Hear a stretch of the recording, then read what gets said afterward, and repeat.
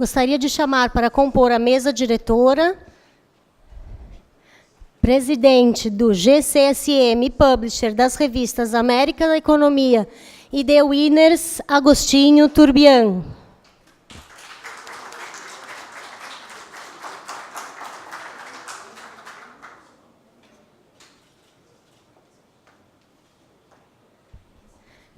Presidente da Desenvolve São Paulo, senhor Milton Luiz de Melo Santos.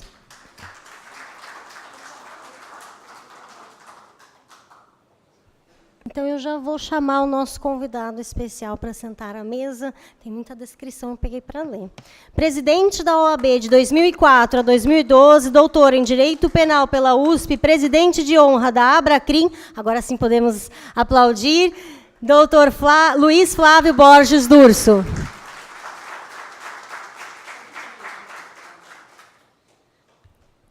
Eu não gosto de ficar com lugares abertos na mesa. Gostaria de convidar, então, o senhor Reinaldo Papai Ordanon, pode, por favor, nos dar a honra de sentar à mesa?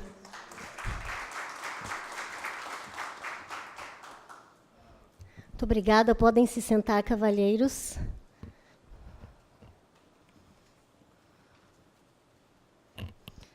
Então, vamos lá. Primeiro de tudo, muito obrigada pela presença de todos. Para aqueles que não sabem, eu sou asmática. Hoje eu estou com um pouquinho de falta de ar, então, se vocês ouvirem uns respiros longos aqui, eu peço já desculpa antecipadamente. Vou fazer pausas mais longas.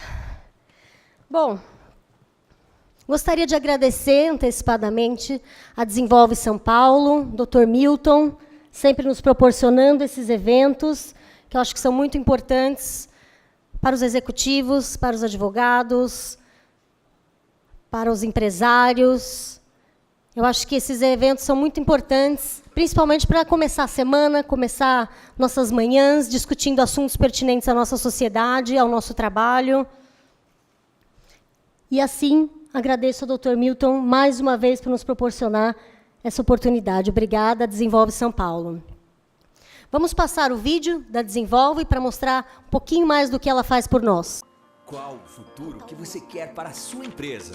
Para a cidade onde mora? O mundo está mudando rapidamente. Os novos tempos exigem novas atitudes e novas soluções. Acompanhar essa evolução é fundamental para aproveitar todas as oportunidades. Neste cenário cada vez mais conectado e competitivo, o planejamento e a boa gestão fazem a diferença entre o sucesso e o fracasso. As cidades inteligentes e as empresas inovadoras são construídas com integração, propósito e percepção das mudanças à sua volta. Essa nova realidade está modificando as relações e a forma com que as pessoas interagem com o futuro. Moderna, sólida e preparada para apoiar os gestores visionários. A Desenvolve SP é uma instituição do governo do estado de São Paulo que oferece as soluções de crédito sustentável ideais para cada fase do projeto. Invista no novo, reinvente seu negócio, modernize sua gestão. Queremos conhecer o seu projeto e transformar a sua história em um case de sucesso. Desenvolve SP, Agência de Desenvolvimento Paulista, Governo do Estado de São Paulo. Obrigada, Luzes. Com a palavra de abertura, então, presidente do GCSM, senhor Agostinho Turbian.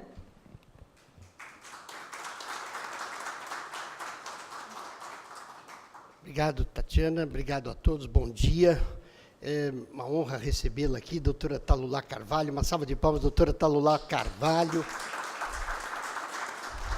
Cumprimento a pedindo licença à mesa, doutor Durso, por conta de que a OAB, ela pode ter tido o privilégio de ter doutor Durso lá por alguns períodos, 3 períodos importantes, mas doutora Talulá Carvalho realmente reflete a nossa OAB de São Paulo, carinho enorme. Obrigado, doutora Talulá, de estar aqui conosco.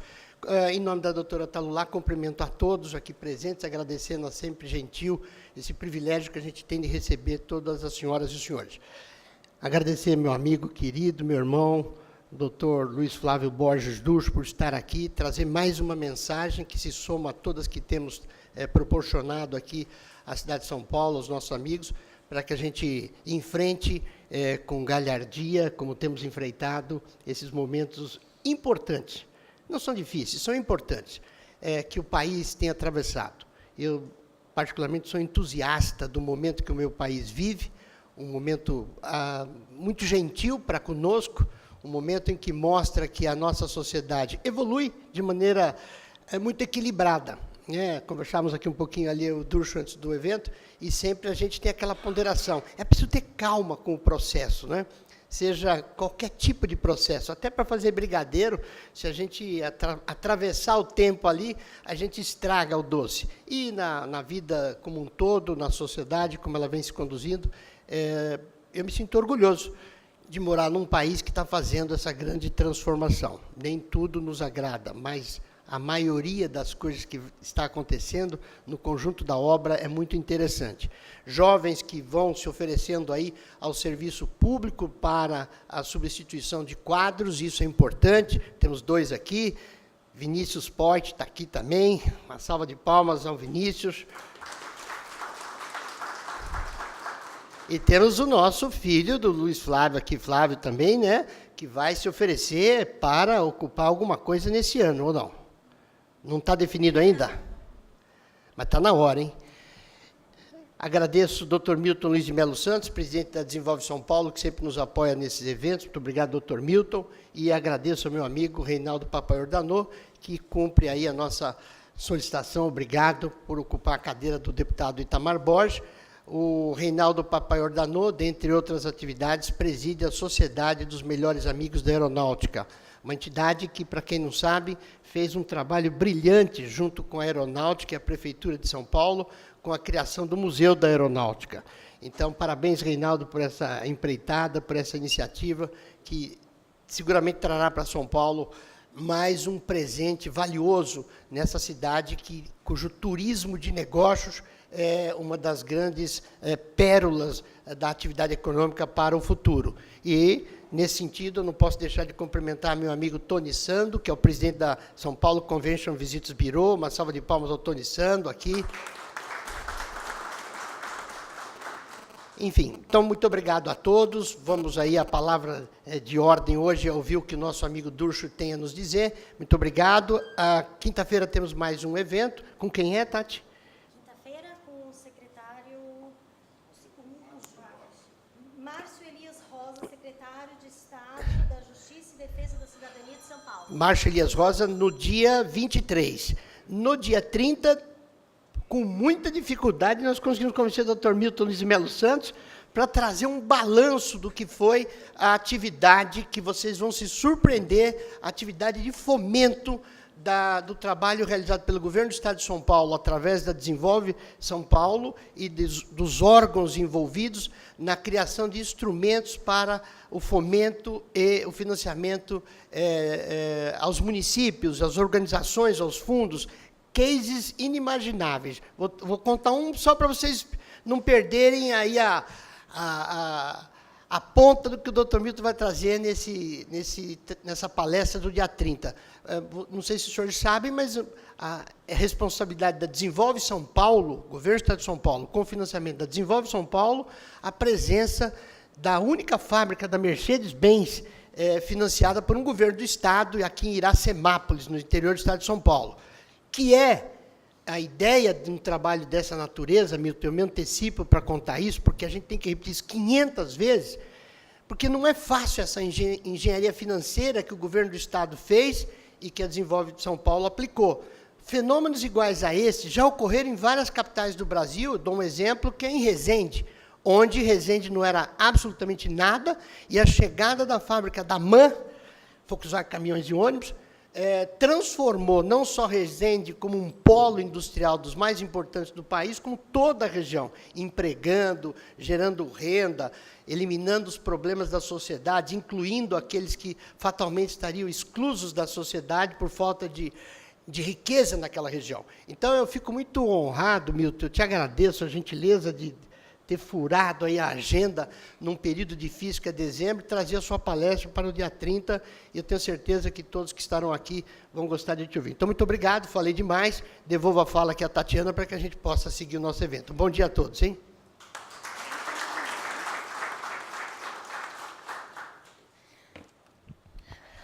Ok, então vamos lá.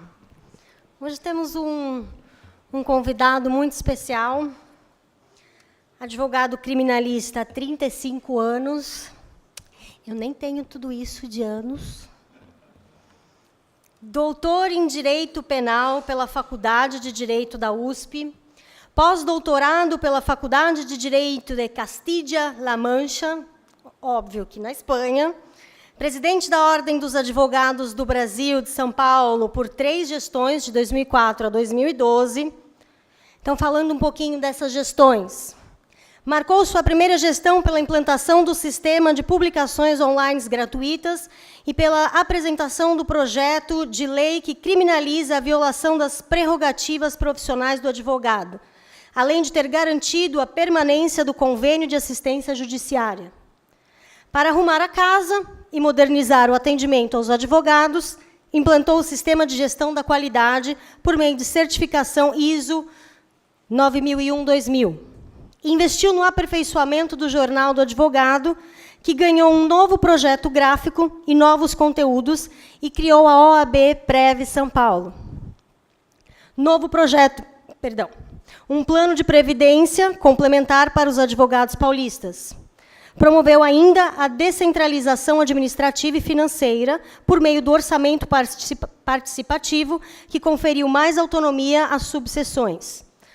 Além disso, ainda é professor honoris causa da Faculdade de Direito da FMU e leciona em muitas outras universidades. Haja fôlego. Agora, Durso, vamos combinar aqui uma coisa. Advogado criminalista pode ter sua figura confundida com a do seu cliente a qualquer momento.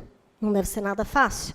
Pode ser hostilizado pela opinião pública e até pela autoridade judiciária, além de sofrer um linchamento moral por grande parte, uma grande parcela da mídia. Não deve ser nada fácil.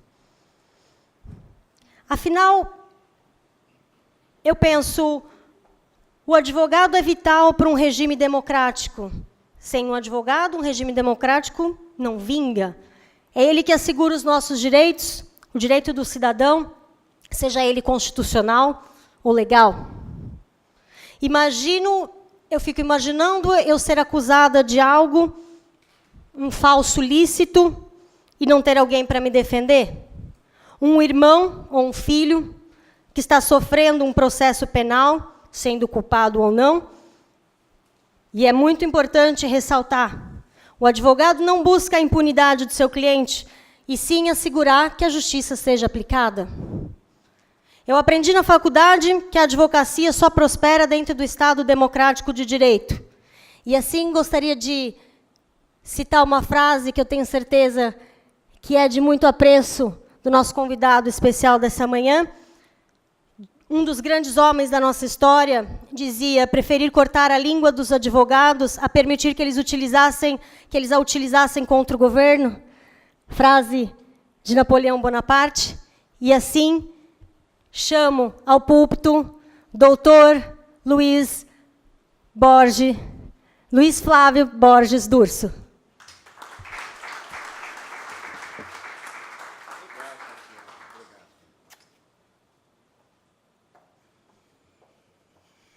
Bom dia. Primeira palavra é a palavra de agradecimento. Agradecimento porque eu me encontro entre amigos. O convite que me foi formulado pelo Agostinho Turbian, nosso presidente da GCSM, é um convite feito pelo coração de um amigo que abre um espaço neste projeto, neste programa, que já é sucesso, é consagrado. Quantas vezes aqui estive para ouvir tantas pessoas importantes, queridas, com conteúdo, e, nesse contexto, sou brindado para estar aqui a falar aos amigos e falar sobre o meu dia a dia, sobre as questões que envolvem a justiça, especialmente agora, em tempos de Lava Jato. De modo que a primeira palavra tem que ser de agradecimento, agradecimento ao convite, agradecimento ao seu trabalho, a tudo que você faz e a oportunidade de nós estarmos convivendo sempre sob a égide das suas iniciativas. Parabéns, meu querido Agostinho Turbian, que não seria ninguém não fosse a Tatiana. Tatiana, que literalmente é o braço direito, esquerdo, é aquela figura extraordinária que abrilhanta os eventos e que organiza com uma competência ímpar tudo que nós temos oportunidade de acompanhar e de presenciar aqui. O brinde, no que diz respeito a mim, foi maior ainda por ter, como debatedor, a figura queridíssima do Milton Luiz de Melo Santos, que é presidente da Desenvolve São Paulo. A ideia da Desenvolve São Paulo é genial, mas ela só pode frutificar se tiver em mãos competentes, se tiver à sua frente pessoas comprometidas com a causa. E é assim que eu vejo o seu trabalho, a sua história e esse comprometimento em brindar e fomentar as boas ideias novas, para que elas possam frutificar em prol da sociedade. Assim, fico extremamente honrado em tê-lo hoje aqui ao meu lado, nesta mesa de trabalhos. No patamar das saudações, o Itamar Borges, se virá ou não, isto é de somenos importância, uma vez que só citar o seu nome aqui, sem dúvida nenhuma, representa muito, porque é um daqueles parlamentares que nós temos a satisfação de acompanhar o trabalho. É um político sério, é um político que vem do interior construindo uma história que nós precisamos respeitar. Então, fica aqui um registro de saudação virtual, a presença virtual do Itamar Borges aqui, que poderá ser presencial daqui a instantes. Mas o seu lugar foi muito bem ocupado pelo querido Reinaldo Papaiodanou, nosso companheiro que preside esta sociedade. A Somaero é uma sociedade criada para reunir o que foi definido pelo Reinaldo como os melhores amigos da Força Aérea, da nossa aeronáutica. E com sua dedicação também, da qual sou testemunho, eu quero fazer esse registro da importância do seu trabalho à frente desse grupo em apoio a todas as iniciativas da nossa aeronáutica brasileira. Parabéns por todo esse trabalho. Permitam-me, na esteira do que o Agostinho já fez, saudar a doutora Talulá Kobayashi, nossa diretora da UAB, e na sua pessoa, não só os dirigentes e entidades, mas especialmente as mulheres, estas que representam hoje, sem dúvida nenhuma, talvez a maioria da sociedade responsável de nosso país. No que diz respeito à advocacia, elas já são maioria. As mulheres, nas fileiras da advocacia, já têm um percentual superior a dos homens. E isto vem num crescendo ano a ano, o que nos dá uma perspectiva de que o futuro sempre será melhor. Mas, efetivamente, ainda nós temos, não é uma crítica, mas as mesas ainda são machistas. A única compensação que nós tivemos nesta mesa aqui, Agostinho, foi a figura da Tatiana, porque, embora sendo uma e nós quatro, no que diz respeito à qualidade, nós estávamos em perfeito equilíbrio. Mas, efetivamente, há um trabalho a ser feito ainda de combate aos preconceitos, não só a mulher, mas todos os preconceitos que ainda nós temos em nossa sociedade. Quero saudar o meu querido coronel Ricardo Gambaroni, meu irmão, companheiro, histórico, que foi comandante da Polícia Militar aqui do nosso estado de São Paulo e também, de forma espetacular, comandou essa corporação centenária que, com mais de 100 mil homens, administrou com tanta competência os serviços que a Polícia Militar, a gloriosa Polícia Militar do Estado de São Paulo, presta a toda a nossa sociedade. Permitam-me saudar o Vinícius, em nome dos jovens que aqui estão, meu filho que também é jovem, também representa esta renovação em todas as atividades profissionais, no caso do Flávio na advocacia, e o Vinícius aí ingressando na política. Eu tenho falado muito aos jovens, especialmente nas faculdades de Direito, que historicamente representam o berço das novas lideranças políticas.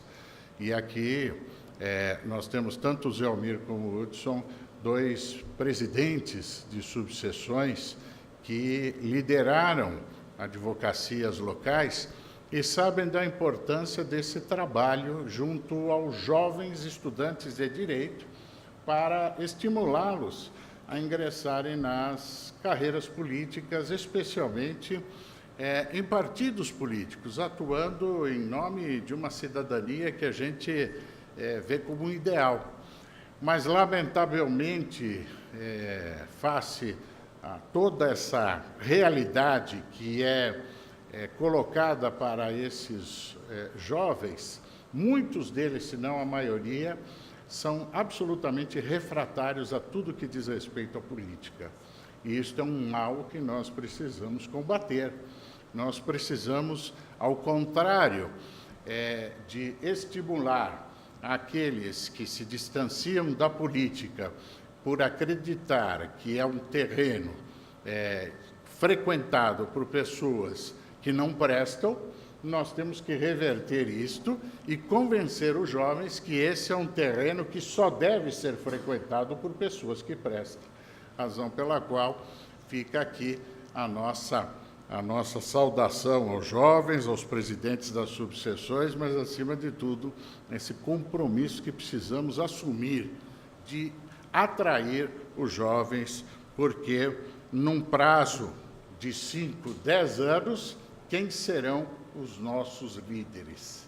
Quem serão aqueles que ocuparão as posições importantes da nossa estrutura social, liderando toda a sociedade?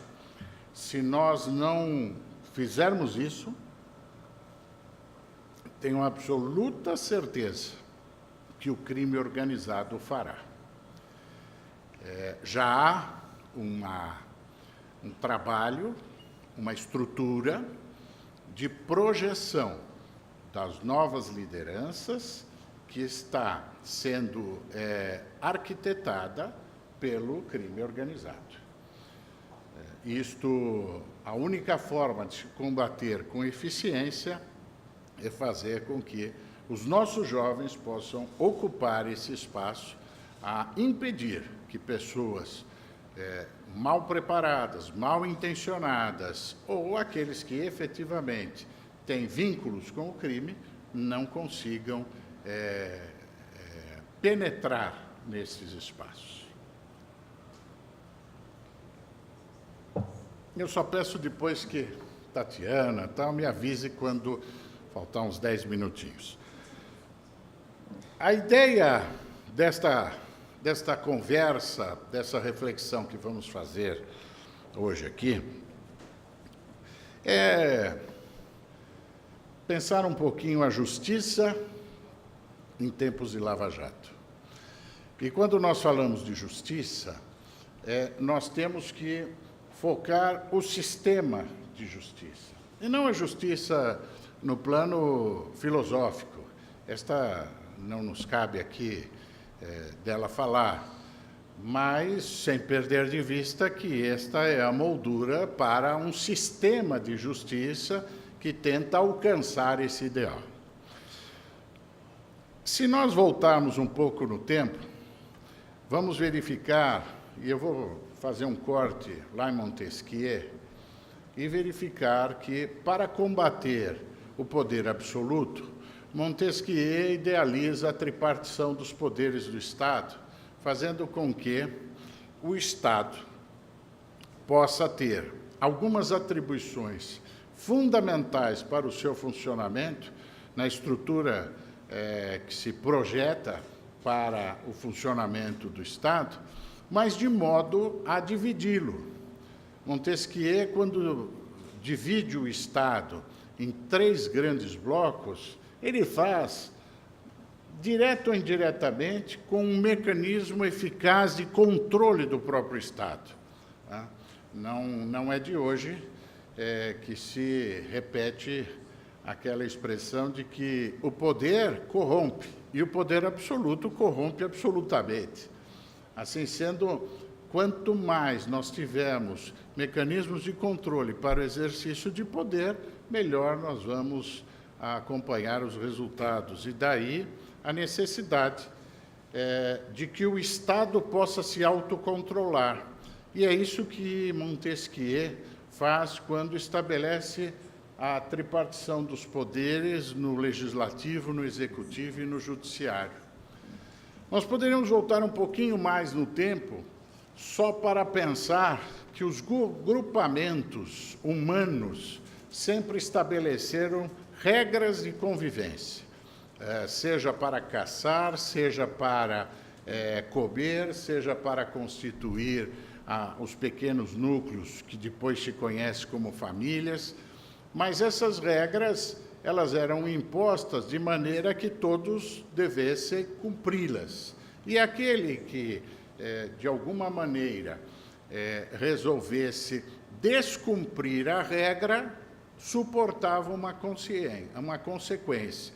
Consequência essa que, na maioria das vezes, representava o banimento, a expulsão daquele indivíduo do seio daquele grupo e, com isto, invariavelmente, ele viria a morrer.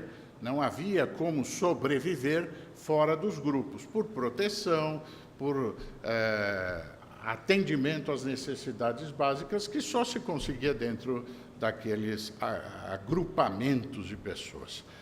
Aí pulamos novamente com a ideia de Montesquieu, já com a ideia de um organismo mais definido, melhor organizado, mas com a necessidade desta divisão de poderes, para que a figura fictícia do Estado, que é uma abstração, ela possa, com a divisão, se autocontrolar. Dividindo tarefas com atribuições, com objetivos muito bem definidos. Quando se pensa no legislativo, se pensa num grupo de pessoas, integrantes daquela agremiação, do Estado, portanto, que possa ter a sensibilidade de detectar condições melhores para estabelecer o regramento, nas palavras nossas de hoje, para fazer a lei, dentro de uma perspectiva muito sensível, lei esta que deve submeter a todos, no princípio máximo do Estado Democrático de Direito. O Estado Democrático de Direito nada mais é do que o império da lei sobre todos. Esta ideia de ter um legislativo que possa fazer leis, ela tem um absoluto equilíbrio com os outros espaços pensados por Montesquieu, que é do Executivo e do Judiciário. Do Executivo, aqueles que efetivamente fiscalizam o cumprimento da lei, no sentido de organizar o Estado para suas tarefas prioritárias, primordiais, à luz da lei, e o outro pedaço do Estado, que é para decidir sobre os conflitos naturais que as pessoas conviventes nesse sistema naturalmente produzem. A ideia de justiça provocada, ela vai se aperfeiçoando ao longo do tempo e o sistema judiciário se aperfeiçoa, mas cristaliza sempre o conceito de que ele precisa ser provocado. É por isso que hoje, quando se fala do ativismo judiciário, do ativismo judicial, muitos combatem, porque não é papel do judiciário criar a norma, não é papel do judiciário cuidar para que o Estado funcione adequadamente. O papel do judiciário se limita a decidir sobre os conflitos humanos. Este é o papel que é destinado, que é reservado ao juiz. Até eu trouxe um editorial do Estadão, por conta da nossa conversa hoje aqui. Isso saiu no dia 18, no sábado. E o editorial fala: o papel da justiça. Eu vou ler um trechinho muito pequeno. Aplicar o direito exige conhecer a lei e os fatos. Não basta uma apreciação genérica da situação fática, pois a correção da decisão depende da aplicação adequada da norma jurídica, que é sempre geral, aplicada a esta ao caso concreto. É justamente essa a razão de existir do Poder Judiciário, formado por juízes de várias instâncias que lhe dão capilaridade, e depois os tribunais superiores. Em suma, para que a lei possa ser aplicada adequadamente, a autoridade judicial precisa estar próxima dos fatos. O Poder Judiciário só oferece a sua contribuição específica para o funcionamento do Estado e a paz da sociedade ao aplicar a lei ao caso concreto. Aí tem uma indagação. Quando se tenta alargar atribuições da justiça, como se o papel fosse moralizar a sociedade, ou, no caso atual, eliminar a corrupção, há uma perversão da função institucional do judiciário, por mais que essa tentativa esteja repleta de boas intenções. Em vez de contribuir para que a lei seja cumprida, esse alargamento de funções da justiça leva, no melhor dos casos, a que a lei seja aplicada à revelia dos fatos, o que é um evidente abuso. Não é função de um juiz, por exemplo, punir todos os homicídios cometidos em sua comarca. O seu papel é julgar, a tempo e a hora, os processos penais que chegam à sua vara judicial. Isso é para nós pararmos e pensarmos um pouquinho, porque na concepção do papel da justiça, hoje nós temos uma grande confusão. Aliás, confusão que não é patrocinada só pelo Poder Judiciário, é também pelo Poder Executivo. Nós assistimos, em tempos recentes, à utilização de um instituto que o legislador constitucional estabeleceu para situações emergenciais, que é da medida provisória. A medida provisória é uma norma que não emana do legislativo, berço de onde devem ser gestadas todas as leis. Ali deve ser debatido, criado um processo legislativo de amplo debate, com todas as influências necessárias dos setores da sociedade para o resultado final nós termos uma lei amplamente debatida, amplamente discutida, e esta impondo regras para todos. Quando o legislador constitucional viu o nosso sistema, ele percebe, detecta a demora do processo legislativo. E ele pensa, se o Estado tiver uma situação emergencial de mudança de regra, não há tempo para esperar o processo legislativo. Então, ele cria um mecanismo emergencial que só deve ser utilizado para situações absolutamente diferenciadas. É o Instituto da Medida Provisória. É uma norma emanada do Executivo, que não tem a função de legislar, mas, para esses casos excepcionais, pode o chefe do Executivo baixar esta medida, esta norma, que, como o próprio nome já diz, é provisória. Ela deve ser submetida ao Legislativo para que este a valide. Todavia, a sua eficácia é imediata, diante da urgência que se apresenta naquela situação real. O que nós passamos a encontrar no país é a utilização exacerbada das medidas provisórias. Eu não estou falando desse governo, estou falando já de alguns governos que são abusadores da utilização das medidas provisórias. Eu me lembro que quando o presidente Lula esteve na OAB, ele foi um crítico ácido ao Fernando Henrique Cardoso, porque Fernando Henrique foi um dos recordistas da utilização de medida provisória. Não se espera o processo legislativo, baixa a medida provisória e vamos tocando o país. Só que este instituto na mão do governante, se este não cumprir exatamente aquelas duas condições de urgência e relevância, nós passamos a ter um legislador máximo para todos os temas. Fernando Henrique abusou da utilização das medidas provisórias. O Lula criticou. Quando o Lula chegou ao poder, ele abusa das medidas provisórias e suplanta aquelas, em número, editadas pelo próprio Fernando Henrique. E assim nós vamos verificando depois a Dilma, a mesma coisa, e o Michel Temer acabou de lançar agora uma medida provisória no que diz respeito aí à lei trabalhista. Nós precisamos efetivamente cumprir o que está na Constituição, medida provisória para situações extremas.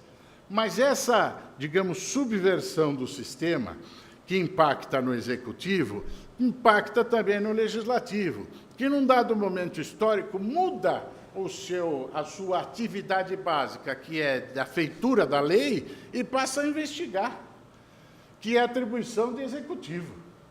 Passa a investigar como? Com as CPIs, Comissão Parlamentar de Inquérito. Há um gosto extraordinário por isso, até pelo espaço que isto propicia na mídia. Então, se nós voltarmos no tempo, nós vamos verificar quantas comissões parlamentares de inquérito no âmbito municipal, no âmbito estadual e no âmbito federal ocuparam o tempo e a atividade do parlamento, não para legislar, mas sim para investigar. E uma investigação que, voltamos à história e façamos um levantamento, pouco produziu de resultado prático de interesse da nação. Senão, só perda de tempo e palco para a próxima eleição. Esta subversão de atividades do Estado, indiretamente chega ao Judiciário, porque o Judiciário não é para fazer leis, o Judiciário não é para cuidar da aplicação da lei de maneira generalizada. Mas nós verificamos muitas vezes o Judiciário assim agindo. Há quem diga que o Judiciário muitas vezes precisa ter um viés ativista por conta da ausência do Legislativo. Em parte, isto é verdade. Nós vimos recentemente o Supremo enfrentando a questão do aborto do anencéfalo. Nós não temos legislação para isso. O debate no parlamento aconteceu, mas não se legislou sobre isso. Mas o caso concreto chega à apreciação do Supremo, que, diante do caso que lhe é posto, há necessidade de uma decisão. E ele decide. Decide dar um parâmetro de comportamento à sociedade, decide, e com isto, dar uma regra que é diretriz para a sociedade, de como a sociedade deve agir diante daquele fato concreto. Esse ativismo é criticado, mas muitas vezes não há muita alternativa para que o Judiciário possa se afastar daquele tema que lhe é colocado para decisão. Então, com essas ideias gerais, nós vamos olhando um pouco o nosso sistema de aperfeiçoamento para a repressão do desvio de comportamento no campo criminal. Ideia, prática. Há um crime e como a máquina do Estado reage. Primeiro investiga, depois inicia no palco do processo criminal as suas etapas de acusação estatal para que possa haver uma decisão. Entendam que o Estado tira da mão do particular a resposta à infração penal. há um momento histórico onde o Estado avoca para si e diz: a questão de punir o criminoso é minha, não é mais do particular, mesmo sendo particular aquela vítima que sofre a ação criminosa.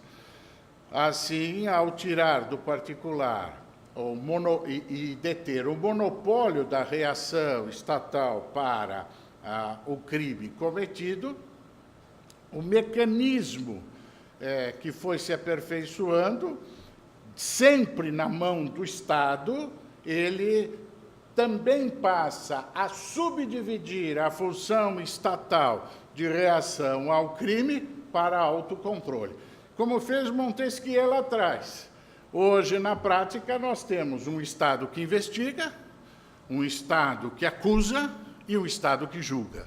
Sempre o mesmo Estado, mas com divisões de tarefas estabelecidas em lei, até para que o Estado possa se autocontrolar. Esta divisão, ao longo do tempo, funcionou. E, no plano do ideal, ela é equilibrada, mas, na prática, nós vemos que deixa a desejar. Eu dizia há pouco, conversando com o Milton, que o regramento na estrutura do funcionamento do Estado, ele é razoável, bastante razoável. Mas, quando nós vamos verificar a sua funcionalidade, aí nós temos problemas. A ideia, volto, da investigação, por atribuição legislativa, nós temos que é da Polícia Judiciária. Quem investiga crime no Brasil é polícia, que, ao final da sua investigação, fornece os elementos obtidos nessa investigação a um outro pedaço do Estado, denominado Ministério Público, para acusar. O Ministério Público tem esta função.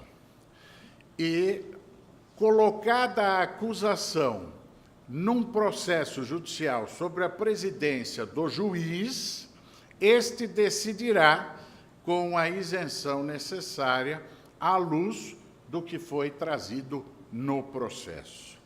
Portanto, nós temos uma polícia judiciária, que é a Polícia Civil, e, no plano federal, a Polícia Federal, que investiga, vai buscar, coletar provas, elementos suficientes para fornecer ao outro pedaço do Estado, o Ministério Público, para que este formule a sua acusação.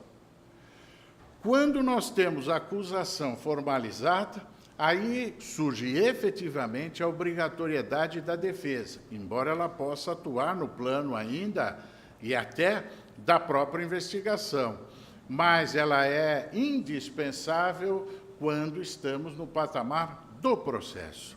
Aqui nós temos a figura da defesa na dialética processual, acusação e defesa, partes que têm interesse no resultado.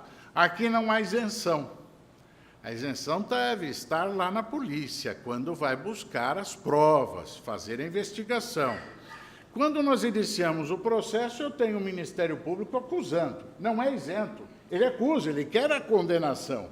E a defesa, que no seu papel trabalha para que a lei seja observada, garantindo todas as condições de defesa daquele indivíduo para, ao final, refletir na decisão o que efetivamente temos de processo, de provas naquele processo. E quem decide tudo isso é o juiz, o outro pedaço do Estado que também precisa ser isento. Faço só o corte para um parênteses. Nesse parênteses, eu estive recentemente com um colega do Paraná, e esse colega dizia assim: Durso, estranho esse tempo que vivemos. A polícia acusa, o Ministério Público acusa, o juiz acusa, o réu, com a delação, se acusa e acusa com o réu. A defesa fica pequenininha diante de uma estrutura acusatória que se formou. Evidente que aqui tem uma parcela de exagero, mas não esqueçamos de algumas deformações que, ao longo do tempo, foram observadas no sistema. Registro-as. A primeira delas é o papel do Ministério Público, instituição fundamental para a estrutura do nosso Estado. Indispensável o papel do Ministério Público estabelecido na lei, que é fiscalizar a atividade de investigação da polícia. Mais do que isso, é recepcionar tudo que é produzido pela atividade da Polícia Judiciária para acusar, atuando no processo para buscar a condenação de quem quer que seja. Onde é que está o desvio de comportamento ilegal? É quando o Ministério Público investiga. Não pode. Isto é proibido pela lei. A Constituição estabelece quem investiga crime no Brasil. A lei infraconstitucional também estabelece que é a Polícia Judiciária. Não há uma lei no Brasil que diga que o Ministério Público possa investigar.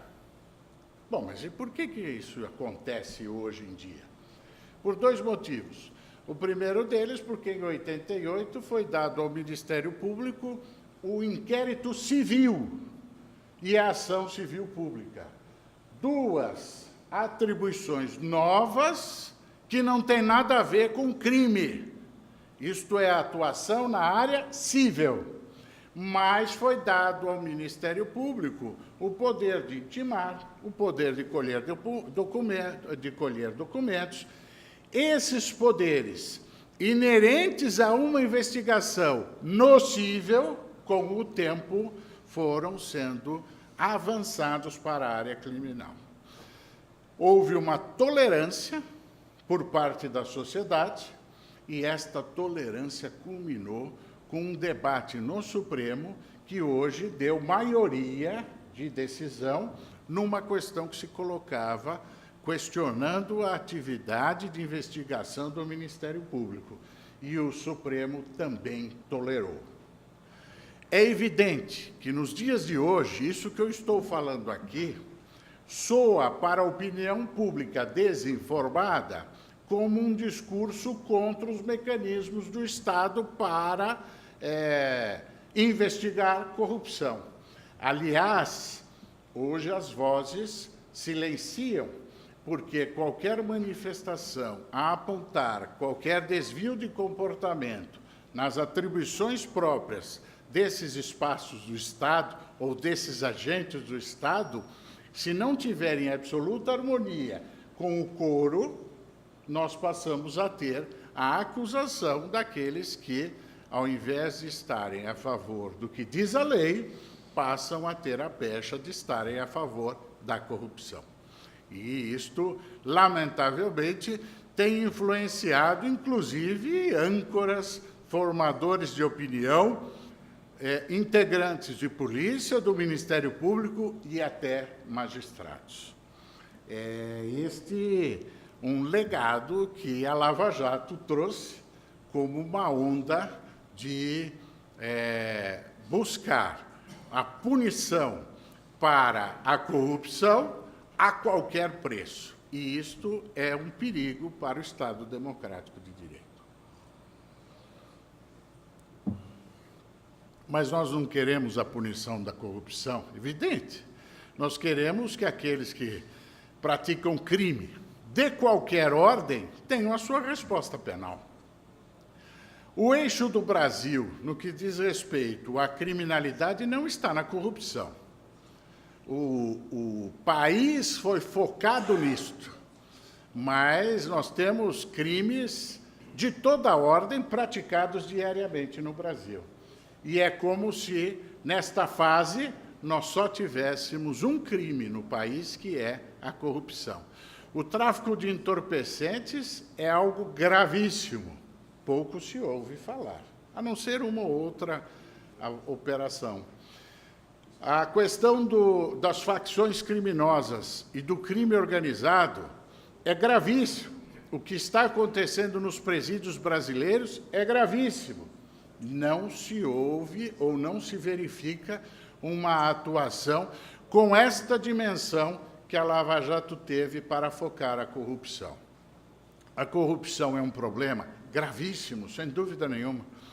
A Lava Jato, ela é importante tanto quanto todas as operações que nós tivemos no país para combater criminalidade. A Lava Jato é mais uma. A Lava Jato não é a operação. É mais uma operação onde o Estado reage para investigar o que está acontecendo. O que nós vimos foi uma força-tarefa, no que diz respeito ao Ministério Público, junto com a polícia, investigando, sob tolerância da sociedade e do próprio Supremo Tribunal Federal. É bom, é ruim, isto é um outro debate. O que eu só estabeleci é o que diz a lei, mas, efetivamente, veio à tona um sistema, como se diz reiteradamente, um sistema de corrupção sistêmica. A redundância é proposital. Por quê? Porque nós passamos a verificar uma estrutura de corrupção para obter recursos que, fundamentalmente, são aplicados em campanhas eleitorais. É fato também que pessoas enriqueceram por conta desta corrupção, mas é inegável que boa parte do dinheiro obtido nesta corrupção que veio à luz foi utilizada para campanhas eleitorais. Aqui não dá para isentar nenhum partido.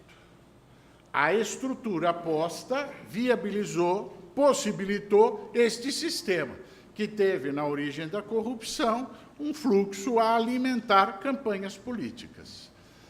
Não dá para nós aqui generalizarmos a dizer que todos os políticos se utilizaram de uma conduta de corrupção para fornecer recursos às suas próprias campanhas. Até porque muitas campanhas tiveram recursos oriundos de partidos políticos. E a vinda de recurso do partido para o candidato, a rigor, não implica do candidato ter ciência exata da origem do recurso que, eventualmente, o partido tenha se valido de uma conduta criminosa para obter. Mas fato é que, diante de uma perspectiva onde nós, ao detectarmos, enquanto sociedade, esta anomalia, se nós modificarmos o sistema eleitoral, especialmente no tocante ao financiamento das campanhas, nós teremos um outro resultado no que diz respeito ao impacto da corrupção no país. A corrupção vai acabar? Não vai. Não vai acabar a corrupção, como não vai acabar o homicídio, como não vai acabar o roubo, como não vai acabar o estupro, como não vai acabar nenhum dos crimes que existem. Mas nós precisamos desenvolver mecanismos suficientes para controlar e diminuir a incidência do crime. Falava com o Reinaldo há pouco, e ele dizia sobre as Forças Armadas. As Forças Armadas, em pesquisa recente, é uma das instituições de maior confiança do povo brasileiro. Agora, não tem crime dentro das Forças Armadas? Tem. Qualquer organização formada por homens tem falhas porque o homem é falível. E quando nós olhamos as Forças Armadas, por que ela diferencia de outras agremiações? Porque os mecanismos de controle e de resposta são diferentes. Aí é que nós passamos a ter a diferença das instituições. Os homens são sempre os mesmos.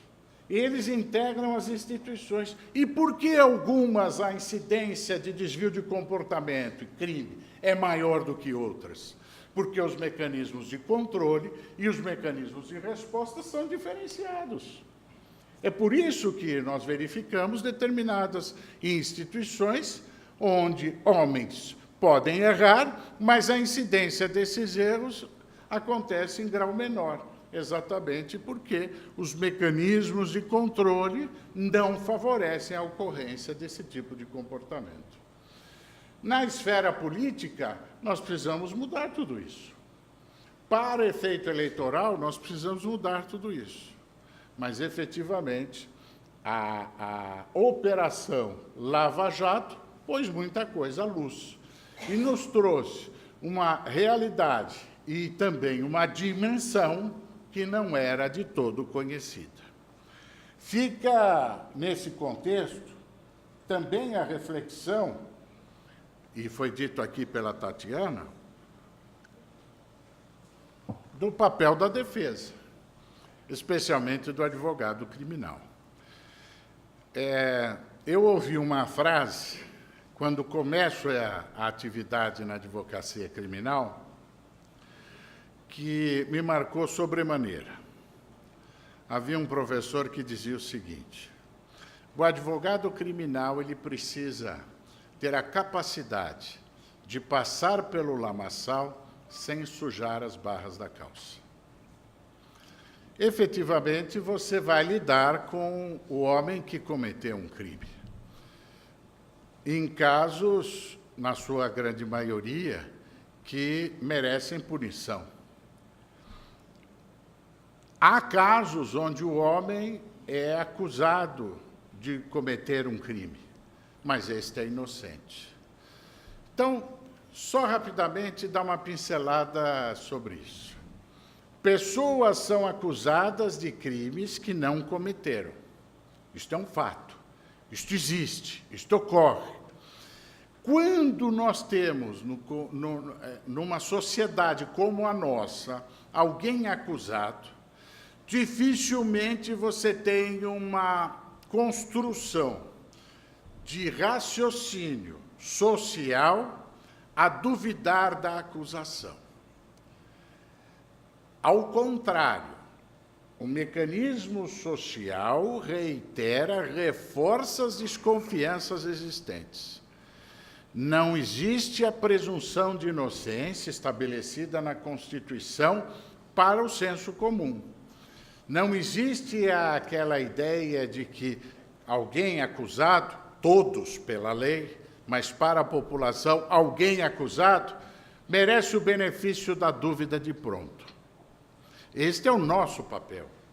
É o nosso papel enquanto advogado para dizer, calma, espera, não deve ser tão rápido, examine primeiro, reflita primeiro, verifique as provas, para depois concluir se realmente crime houve e se este é o autor.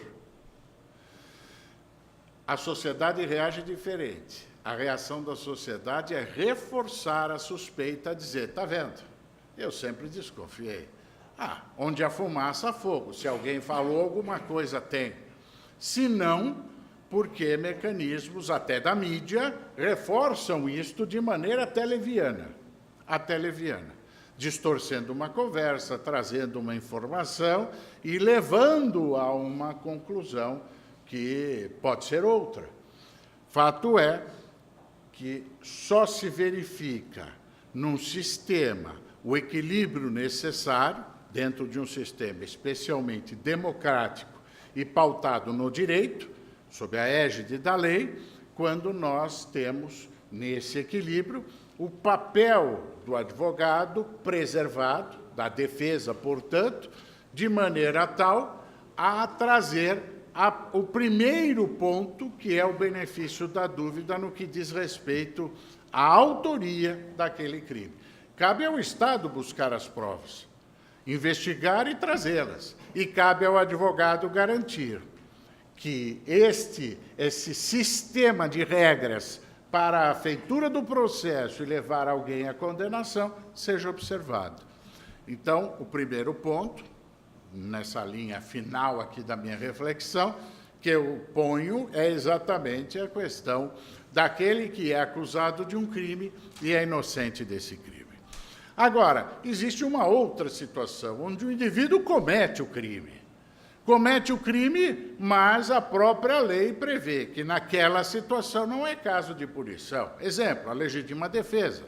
O indivíduo matou o semelhante? Matou. E quem mata o semelhante comete o homicídio.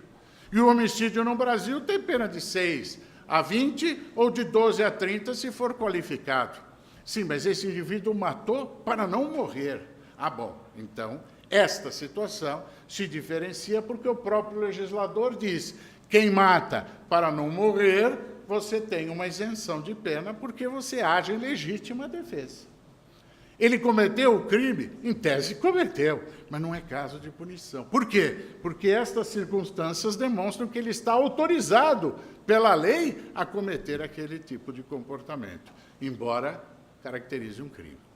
Então, seja a acusação para quem é inocente ou aquele que comete com as escusas que a lei autoriza, essas duas situações existem na prática e precisam ser observadas de maneira tal a preservar esse indivíduo, ou que foi acusado levianamente, ou que comete uma conduta que, em tese, seja crime, mas que está autorizada, esses precisam ser preservados, porque, ao final do processo, serão absolvidos.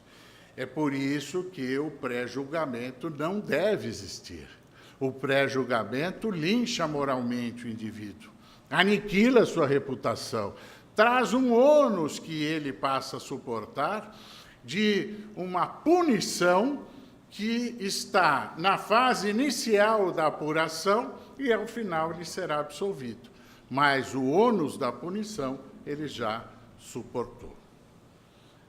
Encerro essas provocações que faço aqui aos amigos hoje para dizer o seguinte: no nosso sistema, quando nós temos a isenção necessária da sociedade, nós já temos a necessidade de uma cautela exacerbada, porque a tendência não é pela defesa. A tendência é sempre para a acusação. Mas vivemos um momento atípico. A Lava Jato é mais uma operação que tem a força da opinião pública ao lado da acusação. Como nós tivemos um grande momento em São Paulo, quem tem um pouco mais de idade vai lembrar, nas questões que envolviam o Anhembi, nas questões que envolviam a Câmara Municipal. O presidente da CPI da Câmara foi o Zé Eduardo Martins Cardoso, presidiu a CPI. A Globo dava uma novelinha, toda noite tinha um capítulo novo sobre aqueles episódios de corrupção, corrupção dos fiscais da prefeitura em São Paulo. Aquilo era uma novelinha, como é a Lava Jato. Toda noite a população é alimentada por novas informações, acompanhando o desdobramento de uma questão policial, criminal, judicial. Agora, o que se quer, o que se busca, o que seria o ideal? Que tudo isso acontecesse com menos escândalo, com menos vazamento e com observância rigorosa dos princípios que devem atender a todo aquele cidadão que sofre uma acusação. O princípio da presunção de inocência, o princípio do devido processo legal, garantindo ampla defesa e o contraditório, para que, ao final, se culpado for, punido será. Advogado criminal não é mágico, não faz magia a ponto de mudar a realidade dos fatos. Esse é o papel do advogado, é garantir o julgamento justo, com observância de todos esses princípios para qualquer acusado. Seja este ou aquele, não importa. O julgamento precisa observar a regra do jogo. E, ao final, se culpado for, será condenado e terá que punir, terá que cumprir a sua punição. Mas, se inocente for, todos os mecanismos de sua preservação precisam ser observados, sob pena do drástico resultado de se punir um inocente em detrimento de alguém que efetivamente precisaria ser punido e que, ao final, diante da punição do inocente, ficará impune. Essas ideias impactam hoje num clima diferente no nosso sistema, onde muitos dizem, e quem mexe bastante com a internet, sente isso diariamente, especialmente em redes sociais. Vivemos hoje no Brasil sob a égide do ódio. Não há uma palavra de apoio, não há uma palavra positiva para quem quer que seja nas redes sociais. O que nós vemos é a discordância, é o ódio, é o conflito, é a acusação. que são as intrigas. Quem participa de grupo de rede social verifica. O sujeito fala uma coisa, o outro fala outra, e diz, por que você falou assim? Ele está lendo, ele não está vendo como o indivíduo está falando, mas ele se melindra pela frase porque ele interpretou que aquela frase foi dita assim. E ali começa uma discussão. E aí o outro vem, entra no conflito e adere ao comportamento de um e de outro, e aquilo vira uma briga, um pandemônio. Esse clima de desconfiança, de ódio, está aí na internet, a ponto de grupos se mobilizarem para querer fazer justiça com as próprias mãos. Não faz muito tempo, vimos a denúncia de uma mulher que foi acusada de abuso sexual de crianças, até oriundo de um culto satânico. No Guarujá, a foto desta mulher foi divulgada. Um grupo na região identifica a mulher semelhante àquela foto. A lincha e ela vem a morrer. E depois se verifica que era a mulher errada. Mataram a mulher errada. Esse clima da justiça com as próprias mãos, da reação imediata, da punição a qualquer custo, isto é fruto de um momento que nós estamos vivendo, mas que precisa ser coibido, que precisa ser revertido, para que nós possamos voltar à condição da serenidade necessária para punir quem precisa ser punido e preservar quem precisa ser preservado à luz da lei.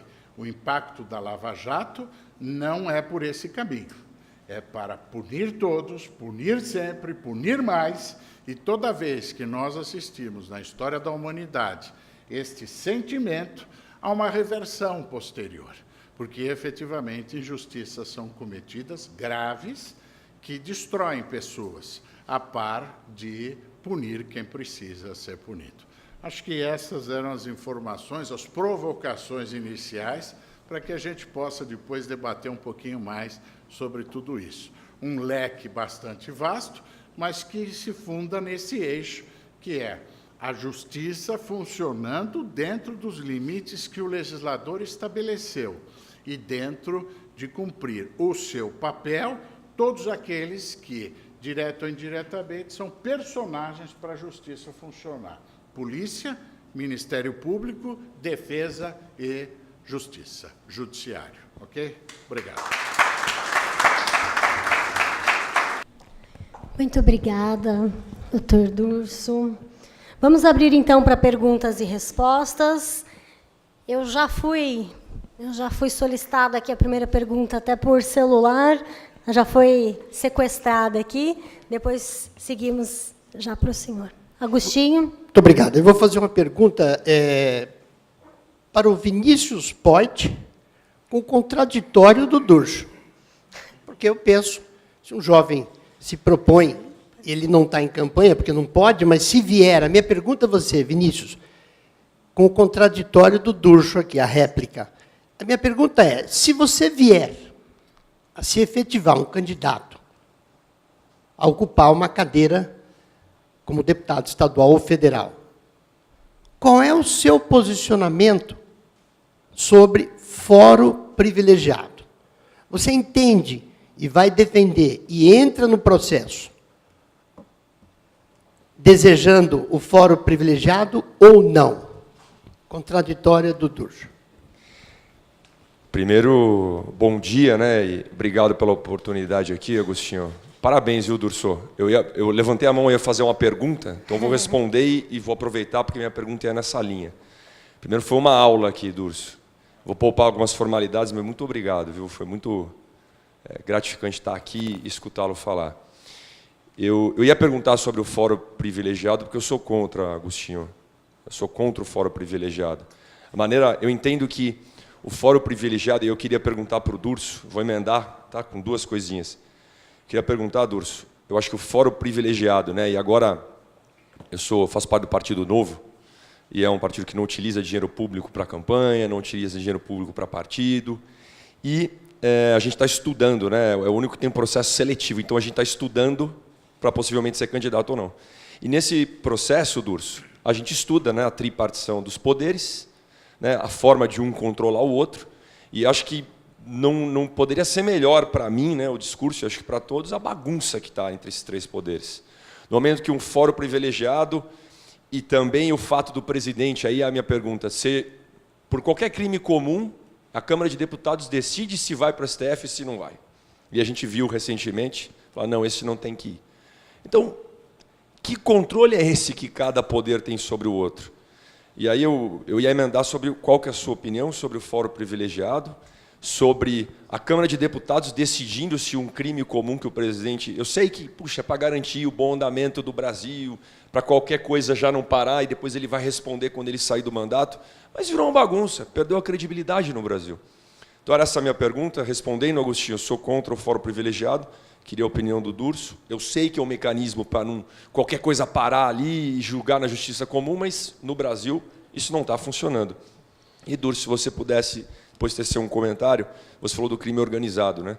E eu estou andando muito no extremo sul, no extremo leste da cidade de São Paulo. E lá não tem a justiça comum, não tem a polícia lá. E aí eles falam, não, aqui é o comando, é o comando, é o comando. Só que lá não tem crime. Para eles, assim, né, nas pessoas, pô, mas aqui está tudo pacificado agora. Não tem crime, ninguém rouba, ninguém mata, porque o comando colocou ordem. Onde o poder público não chega, poder paralelo chega. Como é que nós vamos combater isso também? Desculpa, Agostinho, me alongar, mas é que eu queria fazer uma pergunta, já emendei. Tá bom? Obrigado.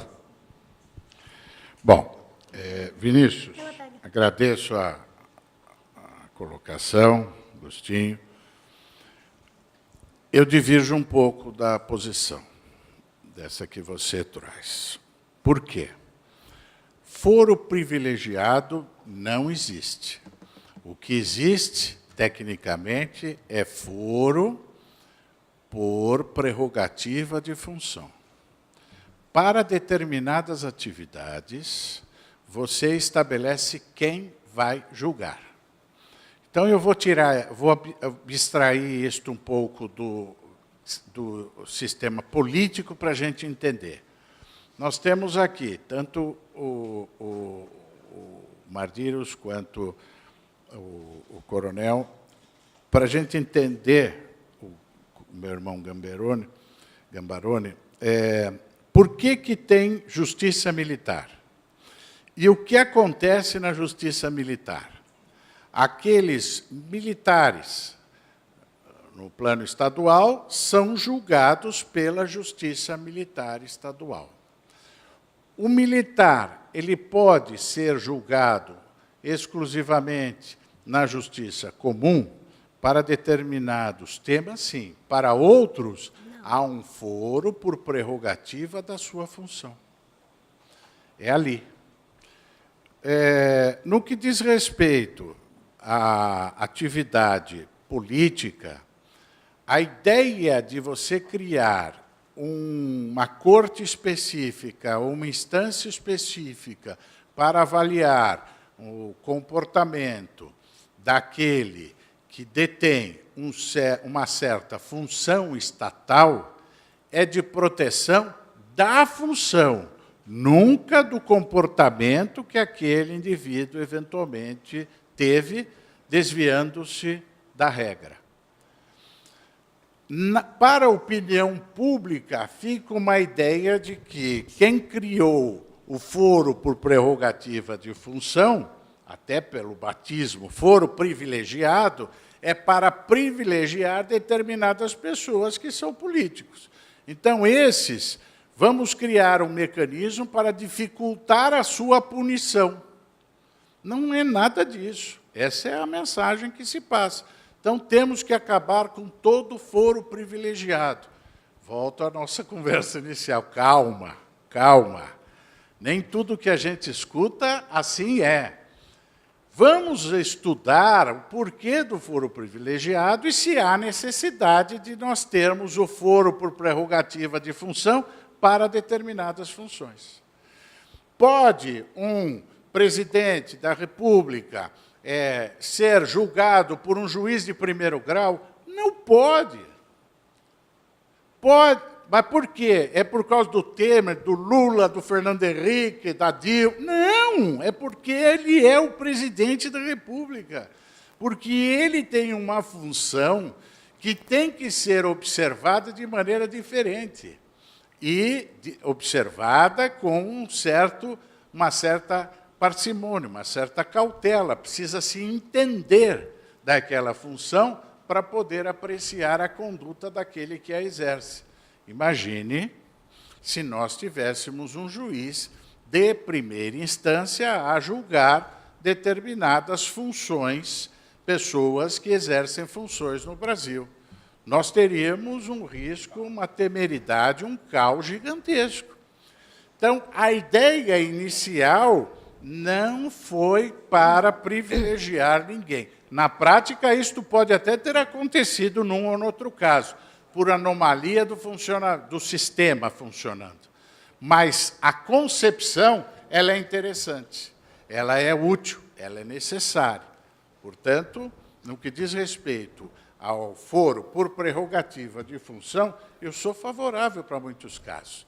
Não se pode banalizar, porque aí você entope também as vias e a ideia de preservar o cargo, a função, ele se perde. É mais ou menos também aquela história de que o parlamentar ele tem imunidade quando ele vai para a tribuna falar. Num primeiro momento, poderá se dizer, não, mas ele não pode ser processado por quê? Se ele ofendeu o outro da tribuna. Mas a ideia desta imunidade é para que ele possa falar. Porque se ele tiver receio de falar determinadas coisas, com medo de ser processado porque ele falou, nós estamos inibindo aquela função que nós queremos que ele exerça. Com liberdade, poder chegar na tribuna e falar. Se ele vai ser processado ou não, ele não pode se preocupar com isso. Se ele tem que falar, ele tem que falar. Percebe? A ideia é proteger a função, o cargo. Vou mais longe. Prisão especial. Há uma campanha no país. Temos que acabar com a prisão especial. Por quê? Porque é um privilégio para determinadas pessoas que voltam à ideia do policial militar. Pense, se você tiver que prender um policial militar, se não tiver um presídio especial para ele, você vai colocá-lo na massa carcerária? Ele morre 5 minutos depois. Ah, mas por que nós temos prisão especial para determinadas funções, para determinadas profissões e não tem para outros? E chegamos a ter até para todos aqueles que têm nível superior no Brasil. A ideia foi se ampliando. Pode ter havido distorções do caminho? Pode. Mas a essência do Instituto é para a proteção daquele que estava preso. Ele está preso, mas é para preservar a sua vida. Então, quando nós passamos a ter um sistema prisional absolutamente falido, caótico, promíscuo, que não recupera ninguém, a prisão especial ainda é um oásis no sistema. O que nós precisaríamos era melhorar a base do sistema para que todos que fossem presos fossem preservados. Quando se combate pura e simplesmente a ideia da prisão especial, nós queremos que todos, sem exceção, venham para a condição miserável do sistema. Nós estamos pensando ao contrário. Percebe? Então, só para concluir, alguns institutos foram criados para preservar algumas funções, preservar alguma situação, mas, ao longo do tempo, ou isto é subvertido, ampliado demasiadamente, ou a comunicação sobre aquele instituto é deformada. E aí você passa a ter toda a opinião pública tendo uma convicção que é absolutamente equivocada no que diz respeito ao trato técnico daquele instituto. Ok? Com o doutor explicando, parece tudo tão mais fácil. Talvez haja o uso errôneo da palavra privilegiado, né? Porque a gente ouve privilegiado, parece que queremos privilegiar, né? Quando o senhor fala prerrogativa por função, parece muito mais correto, né? O emprego do foro. Não sei, eu vejo dessa forma. A explicação agora clareou tudo. Por favor, próxima pergunta. Bom dia, Flávio. Jorge Niemeyer. Brilhante a sua exposição. Adorei cada palavra. Muito bem colocado. A minha dúvida é sobre o Ministério Público. A gente sempre fala nos 3 poderes. Onde se encaixa o Ministério Público? É como se fosse um quarto poder? Ou por que se fala sempre 3 e não o quarto? O Ministério Público como um poder. E a segunda pergunta é: Ministério Público é uma instituição inventada para o Brasil, no Brasil, ou também existe em outros países do mundo? E como é que é visto? Porque todo mundo sempre fala em 3 poderes. Eu nunca vejo alguém falar em 4 poderes. Essa é a confusão. Obrigado. Na verdade, são só 3 poderes. Na estrutura constitucional, nós temos só os 3 poderes: legislativo, executivo e judiciário. Onde está o Ministério Público? No plano estrutural, ele está no poder executivo. No plano estrutural, o Ministério Público está no poder executivo. Ocorre que, em 88, esta foi a corporação que ganhou maiores direitos e condições de autonomia, a par de todas as outras. A Polícia Militar saiu-se muito bem também na Constituição de 88, trazendo uma situação de respeito à sua atividade no plano legal e constitucional muito importante. O Ministério Público também, mas isto não significa que o Ministério Público se tornou um poder. Poder que nós temos são só os 3, legislativo, executivo e judiciário. O Ministério Público, na estrutura que o legislador constitucional pensou, ele já estava e continuou no poder executivo. O que aconteceu é que, em 88, ele passa a ter uma autonomia financeira e funcional que lhe traz uma condição quase que de ausência de controle no que diz respeito à questão funcional. Tanto é que o procurador, nós tivemos aqui com nosso amigo o Ismânio, ele é o Procurador-Geral de Justiça. Ele não pode interferir na investigação que está sendo realizada por um promotor. O promotor da cidade do interior está fazendo sua investigação, nem o Procurador-Geral de Justiça pode interferir ali. Esta autonomia foi uma conquista que aconteceu em 88. Agora, é evidente que nós estamos diante de uma instituição muito forte, indispensável, precisa ter, muito forte, mas precisa se observar o que a lei estabelece como limite da sua atuação. Você me perguntou, outros países têm? Tem, e cada um no seu formato. Há países em que o Ministério Público é igualzinho ao nosso. Há países em que o Ministério Público integra o Poder Judiciário. Na Itália, por exemplo.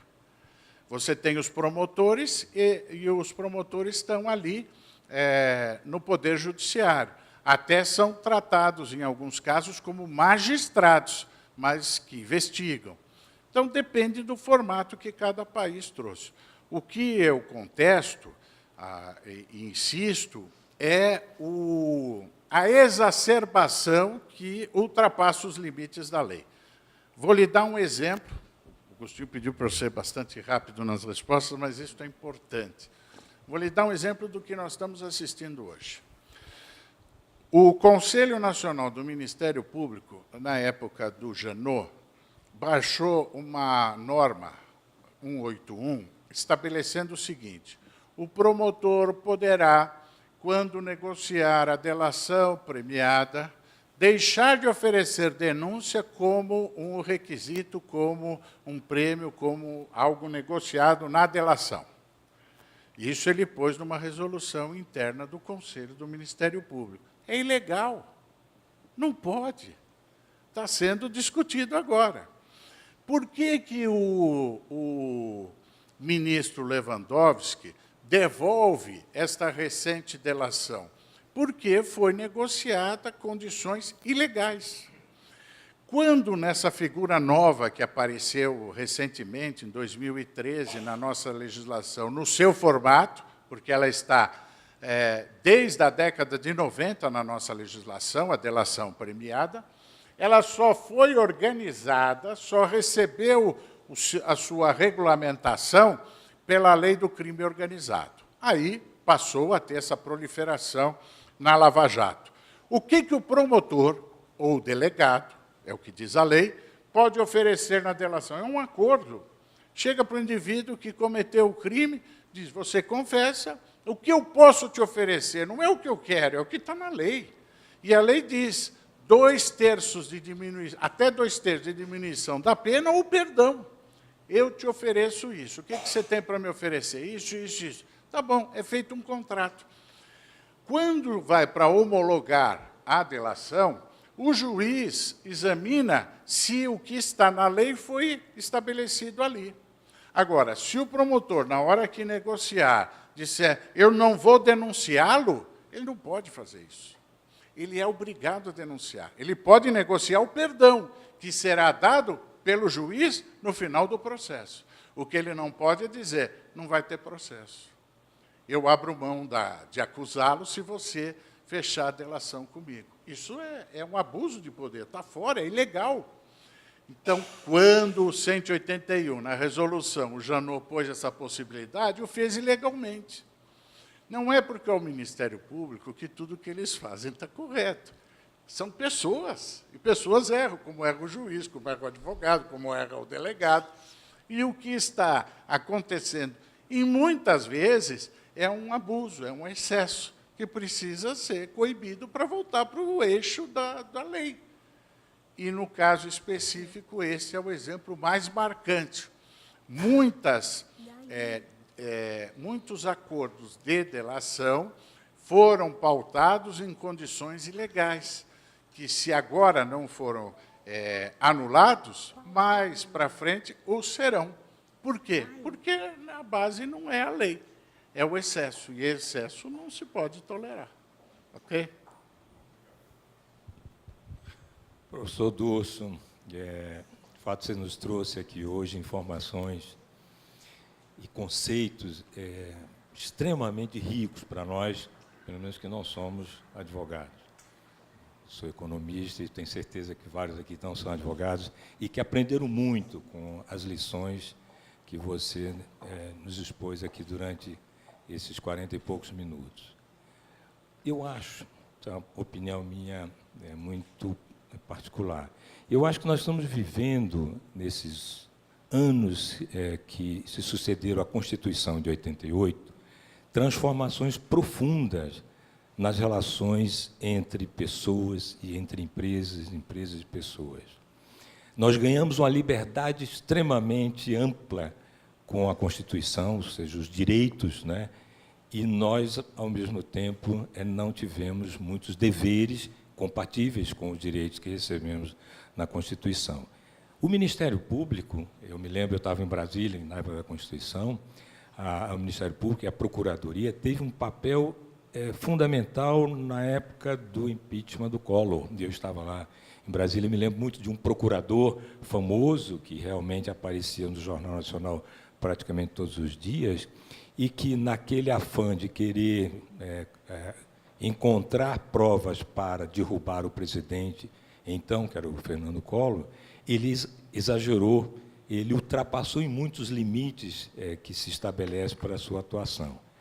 E por que eu faço esse comentário? Eu vou chegar na pergunta. Eu faço esse comentário porque, hoje, por força da corrupção que se instalou de uma forma muito intensa no nosso país, a partir da chegada do governo do PT, não é que não tenha corrupção anteriormente, claro que teve, e muito, não é? Mas a escala, o volume, a intensidade e a forma como isso foi divulgado no nosso Brasil, no nosso país, fez com que cada um dos cidadãos aqui ficasse simplesmente consternado com tudo que estava acontecendo, porque não via punição.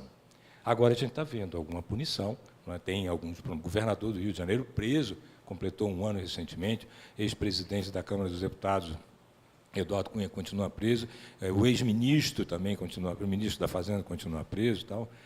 Mas eu queria colocar aqui para você, eu, como cidadão, aí não falo nem como integrante de governo, que fui e sou, como cidadão, o que nos deixa ainda também muito, muito chateados é em ver que o Supremo Tribunal Federal, que assumiu um protagonismo muito grande com a transmissão das suas sessões, eu não vi o Supremo Tribunal Federal punir nenhum dos parlamentares e integrantes do Poder Executivo que tem processos e mais processos tramitando naquela corte. A gente tem visto várias sessões, tem acompanhado, não vou citar nome, mas tem parlamentares ali que têm inúmeros processos, é réu em vários processos. E o Supremo Tribunal Federal não levou avante ainda nenhum desses processos, para que dê uma satisfação à sociedade. Hoje nós estamos saindo de uma recessão profunda, fez com que houvesse um empobrecimento brutal da classe média brasileira, né? Isso, obviamente, que torna muito mais agudo essa necessidade de termos respostas urgentes em relação ao que está acontecendo.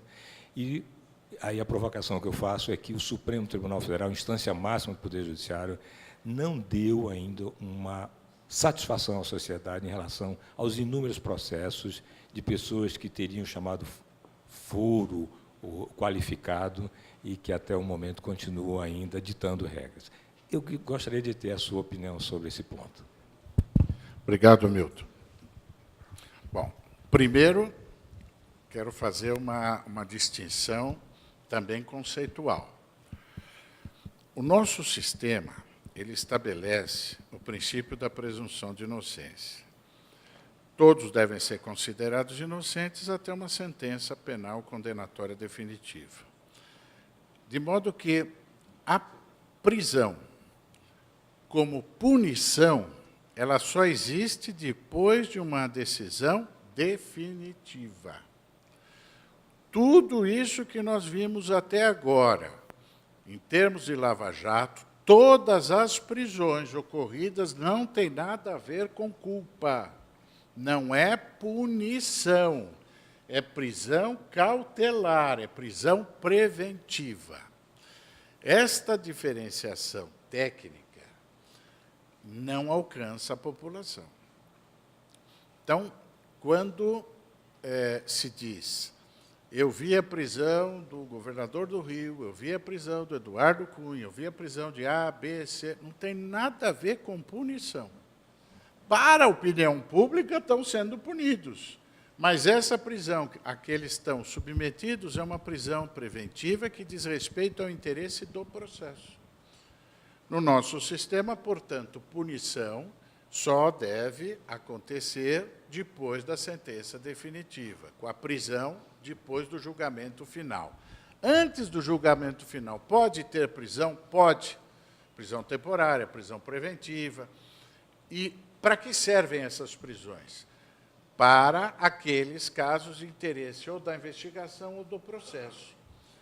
Exemplo, no caso da prisão preventiva, tem 3 situações só. Garantia da ordem pública, conveniência da instrução processual, garantia da aplicação da lei penal.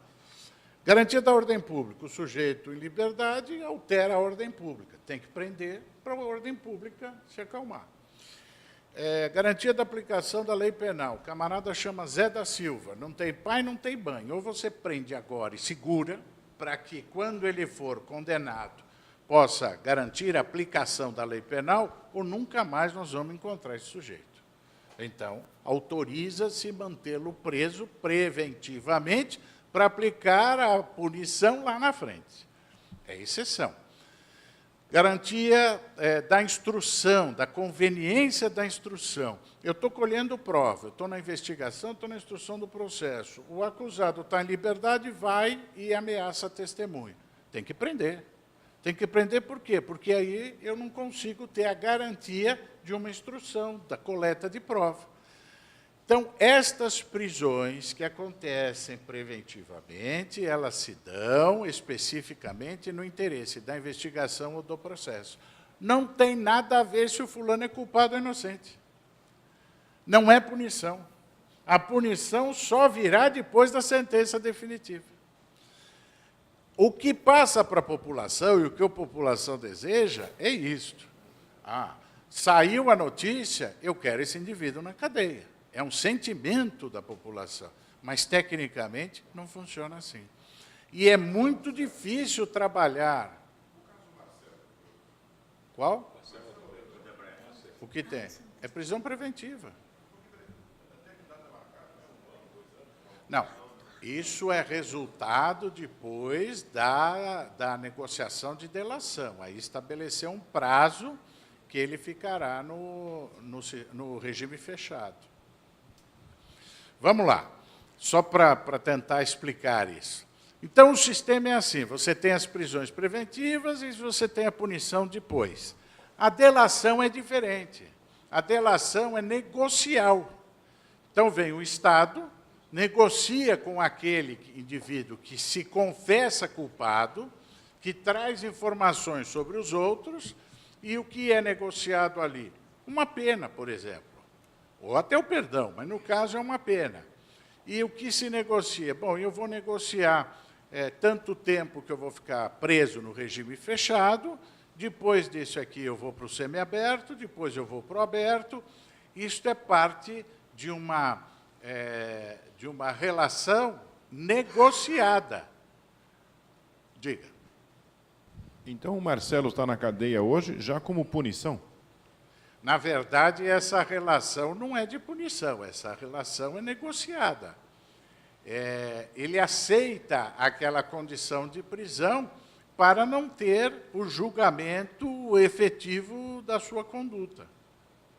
Não é preventiva, não é preventiva, então. Marcelo, não? Ele vai para a cadeia por decretação de prisão preventiva. Só que depois de preso, ele faz a delação. Aliás, como a maioria. É interessante quando eu ouço o argumento a dizer, não, a maioria das delações foi celebrada com pessoas em liberdade. Pessoas em liberdades ameaçadas de serem presas preventivamente. Aí não faz muita diferença, o sujeito está lá dentro ou está na boca para entrar.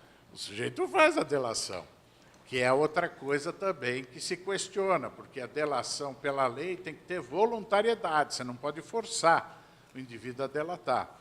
E, no caso da Lava Jato, essa é uma questão que se discute sempre. Uma pergunta, é verdade que a palavra delação está errada, que o termo técnico é colaboração? O termo técnico é colaboração premiada. E que a imprensa que gerou delação premiada? Não. Jurídica, na área jurídica se utiliza tranquilamente e há uma aceitação na comunidade jurídica a expressão delação, que diz a mesma coisa, mas a letra da lei é colaboração premiada. A ideia é diminuir o impacto daquela ideia do delator, do traidor, daquele que trai os seus colegas. Senhor Reinaldo? Desculpe, só para concluir. Supremo. Primeira instância tem julgado muito rápido. Primeira instância, Moro, tem julgado de 6 a 8 meses. Em que pese ainda tem uns processos lá que estão há quase 3 anos para julgar, está concluso, mas ali fazer uma consideração só específica. Ele vai ter que absolver. Então, esse ele não julga. Está 3 anos lá para julgar e não sai sentença, porque não é para absolver, então não tem. Mas a média, na grande maioria do Moro, é esta. De 6 a 8 meses ele julga. Alguns casos julga com provas, alguns casos julga sem provas. Nós vimos o tribunal já reformar algumas sentenças absolvendo gente que ele condenou. No tribunal são 3. No mínimo, por maioria, reformou a decisão dele. Mas fato é que lá você tem uma estrutura todinha voltada só para isto. Então, você tem, nessa primeira instância, o Moro só fazendo isso, com assistência de não sei quantas pessoas. São dezenas de pessoas que trabalham só para isto. Você tem uma força-tarefa no Ministério Público com promotores designados só para estes processos. Você tem uma parte da Polícia Federal fazendo investigação só no caso. Então, tem uma máquina montada no Estado só se dedicando a isso. Quando você chega no Supremo, você tem 11 ministros com as suas assessorias, voltadas para atender o Brasil. O Supremo não julga só Lava Jato. O Supremo julga questões do Brasil inteiro. Moro julga só Lava Jato. Então, é impossível se buscar um parâmetro a achar que o Supremo poderá decidir em tempo curto uma questão de complexidade, mas que está como mais uma no patamar do Supremo. Quando se diz, bom, mas aí muitos processos prescrevem. Eu só corrigiria o muitos. Alguns processos efetivamente prescrevem, como prescreve em segunda instância, como prescreve em primeira instância. Mas no Supremo, em razão do tempo decorrido para o julgamento, pode acontecer prescrição. O que está errado? Se nós temos a prerrogativa de foro, nós precisamos ter estrutura suficiente para atender essa condição. O Supremo não tem essa estrutura. O Supremo não tem condições de fazer instrução de processo. Instrução que eu digo são as audiências, colher prova, cuidar daquela coleta toda que, em primeiro grau, é o dia a dia. Então, quando você chega no Supremo com 11 ministros, pega um ministro para ser o relator, mesmo que ele tenha lá seus 15 assessores, tal, não anda. É mais difícil, é mais complicado. Essa é a dificuldade que eu vejo hoje para a situação. Não que o Supremo esteja imbuído em atrasar para levar a impunidade desse ou daquele. Sinceramente, eu não acredito. Eu não acredito porque, quando o Supremo foi chamado, historicamente, a se posicionou com independência. Evidente que a independência tem as suas influências pessoais. Quando morreu Theory, alguém veio e me disse, e agora? Para quem vai ser distribuído? Quem é melhor, quem é pior? Eu digo, qualquer um é bom. A sorte vai ser para cá ou para lá, de acordo com algumas convicções pessoais, mas má fé nenhum deles tem. Nenhum deles vai obrar para fazer com que o indivíduo seja absolvido deliberadamente porque tem alguma simpatia política ou não. Não acredito nisso como um operador do direito. 35 anos advogo nisso. Não funciona assim. Mas ele pode ter convicções de que uma prova trazida naquele caso não deve ser aceita. Ele pode ter convicção sobre alguma conversa que pode ser interpretada de outra maneira. A influência pessoal do julgador, no caso concreto, isso se dá em todas as instâncias. Quando o cliente me diz, bom, mas como é que será esse julgamento? Por exemplo, no tribunal, na hora de um recurso, eu digo, depende na mão de qual desembargador cair. Você tem desembargadores mais liberais, tem outros mais severos. Você tem desembargadores com uma linha ideológica que influencia no julgamento e você tem outros com outra linha ideológica. No Supremo é a mesma coisa.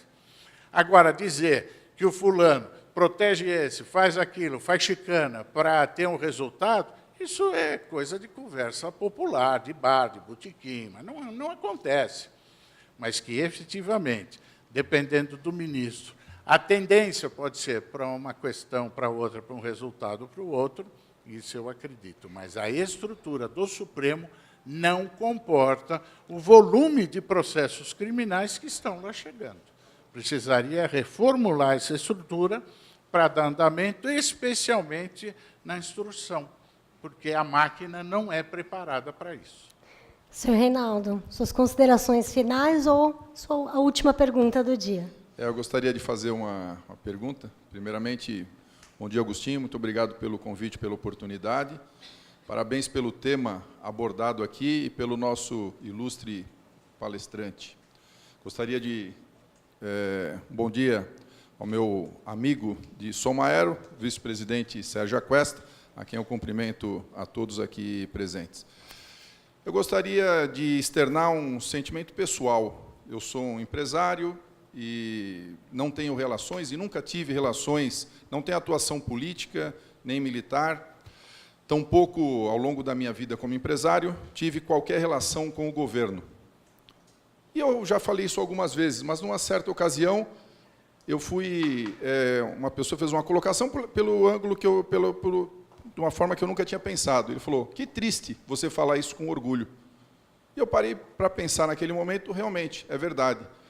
Porque, infelizmente, nós... Aí é um sentimento de empresário, é um sentimento de brasileiro. Cada um aqui, eu acho que tem uma visão, um sentimento, talvez um pouquinho particular, de acordo com a sua atividade, de acordo com a sua formação, a sensibilidade, o que sente realmente é sobre todo esse tema de corrupção que afeta a nós. E que não é um tema de hoje, como o Durso bem falou, isso vai continuar existindo e sempre existiu.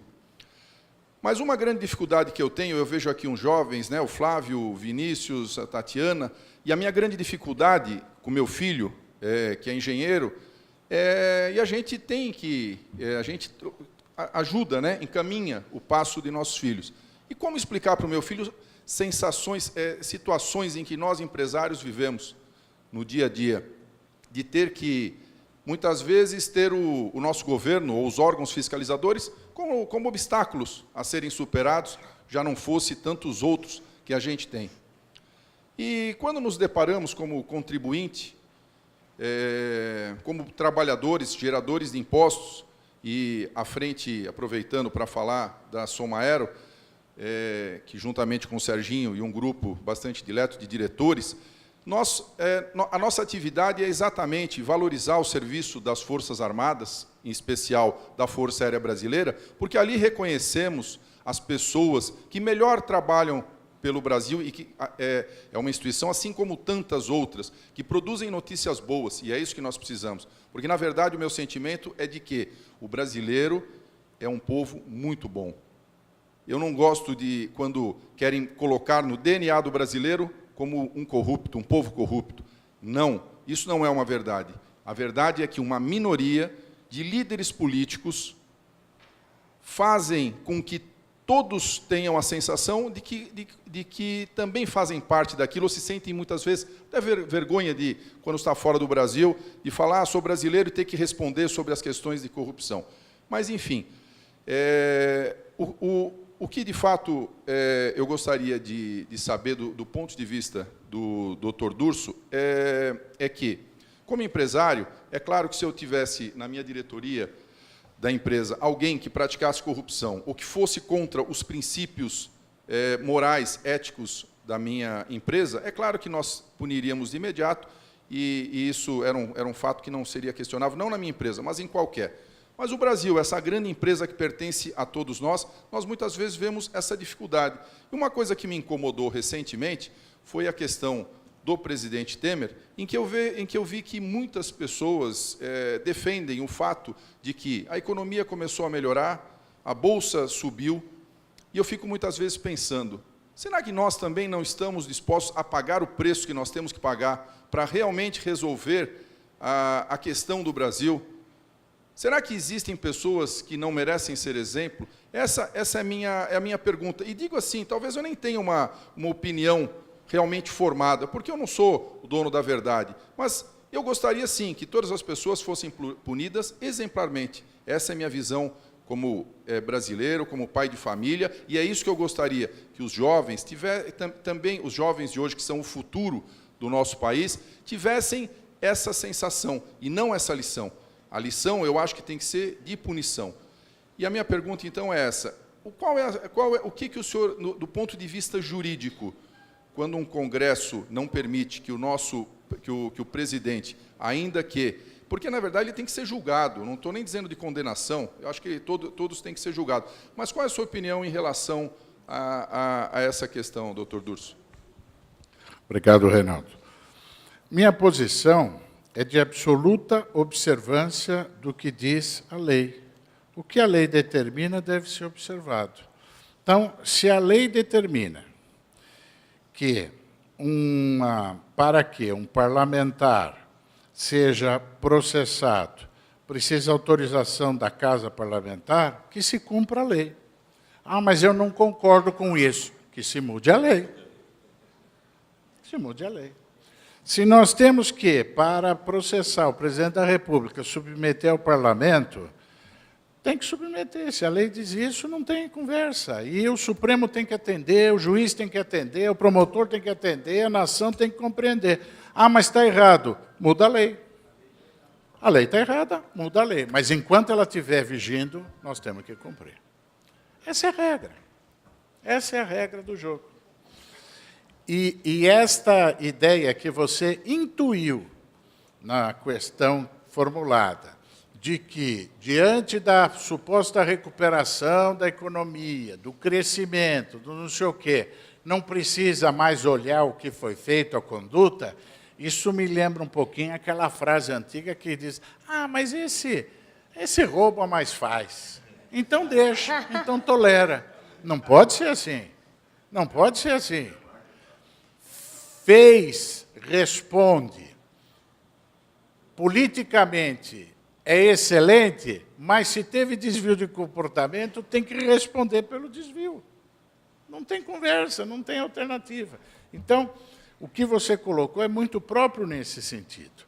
O que nós estamos olhando, no que diz respeito à posição do parlamento brasileiro, em autorizar, não autorizar, como é a história do impeachment.